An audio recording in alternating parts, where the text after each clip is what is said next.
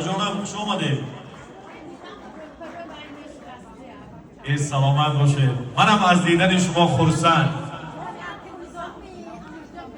سلام. من از شاه همین توی به خبر نشدگی من همین شمای بینم گفته آمدم. باور کنید تو یک ده قرصه که من زده تا همین حاجانه های عزیزی من به ایلوی عمرتان دراز شود.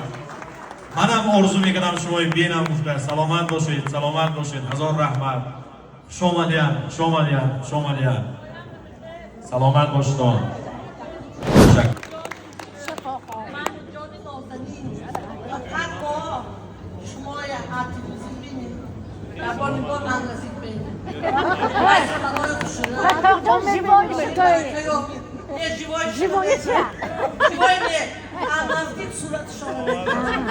صورتشان دیدم میخواهیم. الها پاکا پروردگار میرانتان خدا صاف کند. الها جفتی حلالتان که کشفید شوید. دوری پیری پدر و مادر که مرحمی جان شوید. خدا آیین و مرتبتان و برنگ کند. فقط توی بگردید که یک دنیا سپاس. آجانم سلامت باشید، سلامت باشید. توی هم یک طرف ما مانده برفت. فقط تعریفی من چونه است یا سلام. من حاضر توی خودم نیستم. من توی من یا توی شریف جان میگفته حاضر سال خجالت شدم دیگه. سلامت باشید. من برای شما میگم که مادر دیگر است، بوی مادر دیگر است.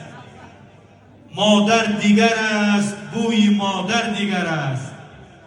ماه بزیبو روی مادر دیگر است. صد موی سیاهی کاکلان یار یک سو، یک تار موی سفیدی مادر دیگر است. شما تماما عالم دیگر هستید. سلامت باشید. قرصکی بلند برای مادرای فرشته صفت ما بلنده. هزار رحمت. شما نور بر دیده و تاج بر سر. خیرت که همیشه مادرای عزیز داریم حیات ما. سلامت باشید. کنیم مادر داماد و عروس هم آمدگی من بودم. شریف جان خبر کردید می؟ خبر نکردید می؟ تنظیم گفتید می؟ نفس کردید کنی لیکی باید بیخبری شما هم آمدگی کنی مرمت.